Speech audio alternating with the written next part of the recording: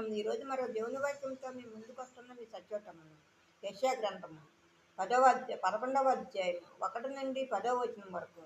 యెషయా మధ్య నుండి చిగురు పుట్టును, వాని వేరుల నుండి అంకురము ఎదిగి ఫలించును. యెహోవా ఆత్మ జ్ఞాన వివేకములకు ఆధారముగా ఆత్మ, ఆలోచన బలములకు ఆధారముగా ఆత్మ. తెలివిని యెహోవా ఎడల భయభక్తులను పుట్టించే ఆత్మ అతని మీద నిలుచును. యెహోవా భయం అతనికి ఇంపైన సువాసనగా ఉండును. కంటి చూపును బట్టి అతడు తీర్పు తీర్చడు, తాను వినిన దానిని బట్టి విమర్శ చేయడు. నీతిని బట్టి బీదలకు తీర్పు తీర్చును, భూనివాసులలో దీనులైన వారికి యథార్థముగా విమర్శ చేయును.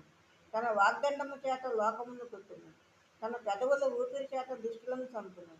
అతని నడుమునకు నీతియు, అతని తొంట్లకు సత్యమును నడికట్టుగా ఉండును.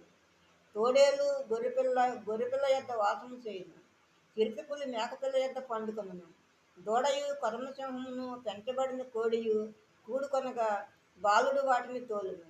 ఆవులు ఎలుగులు కూడి మేయును, వాటి పిల్లలు ఒక్కచోటనే పండుకొనును. ఎద్దు మేయినట్లు సింహము గడ్డి మేయును. పాలు కుడిచి పిల్ల నాగుపాము పుట్ట యొద్ద ఆటలాడును.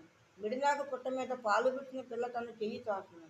నా పరిశుద్ధ పర్వతమందు అంతటిను ఏ మృగమును హాని చేయదు, నాశనము చేయదు. సముద్రము జలముతో నిండి ఉన్నట్టు లోకము యెహోవాను గుర్చిన జ్ఞానంతో నిండి ఉండును. ఆ దినమున ప్రజలకు ధ్వజముగా నిలుచుండు యెషయా వేరు చిగురునద్ద జనములు విచారణ చేయును. ఆమేన్. మరో దేవుని వాక్యంతో రేపు ముందు ఉంటాను. అందరికీ శుభరాత్రి. మన ప్రభువును ప్రియరక్షకుడైన యేసుక్రీస్తు కృప, కాపుదల, రక్షణ, ఆశీర్వాదము మన అందరికీ ఇప్పుడు సదాకాలము తోడై ఉండును గాక. ఆమేన్. ఆమేన్.